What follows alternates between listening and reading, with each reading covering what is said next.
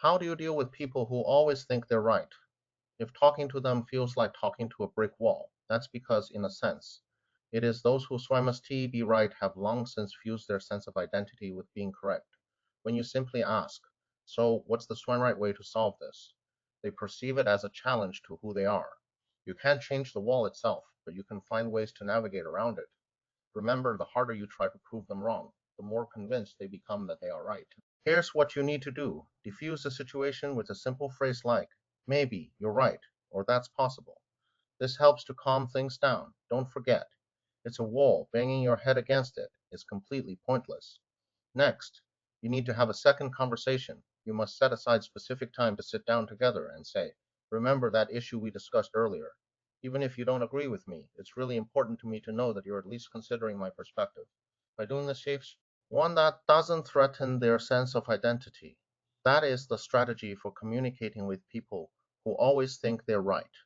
Give it a try. Use this phrase to deal with bullies. I particularly love using this tactic against people who fit the bully archetype.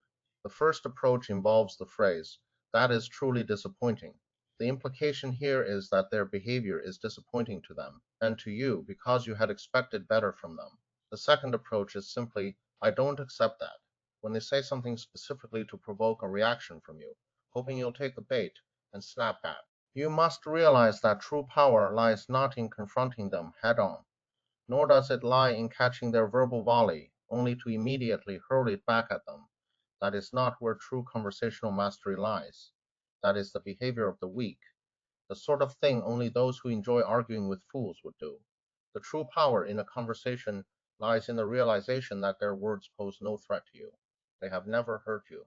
As always, give it a try. Do you feel frustrated when a colleague constantly steals your ideas and claims them as their own? Here are three simple yet highly effective strategies to help you respond in a way that sounds professional and authoritative, making it easier to reclaim the credit you deserve. Tip 1: start by stating, "I proposed this idea earlier," and repeat it directly. Don't just blurt out, "You copied me." Be specific. For instance, idea during our previous meeting. The details were, by repeating the specifics, you demonstrate to the other person that you have a clear record of your original contribution. Tip 2: follow up by emphasizing the team's contribution. Immediately after your initial response, add, "It would be even better if we refine this together."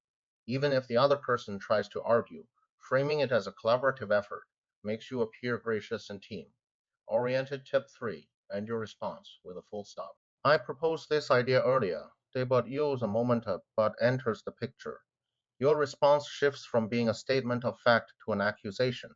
A sincere and professional response should be clean, concise, and conclude directly with a full stop. Master these three strategies, and the next time someone tries to poach your credit, you will come across as more poised and responsible. Here are some phrases that can project a sense of authority. The first method involves incorporating the word direction into your sentences.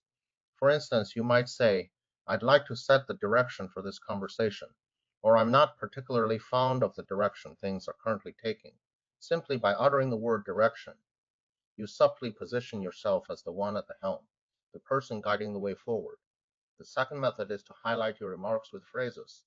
In the past, in your remarks with phrases, "I typically would," or "when faced with this situation, I tend to," these expressions underscore your background and make you appear more credible. The third method involves using language that sets expectations. Such phrasing facilitates the conversation by clearly signaling where your attention lies, specifically what you intend to focus on and what your priorities are. For example, a simple statement like, "I'd like to focus on the issue at hand," will suffice. These are effective ways to project a greater sense of authority.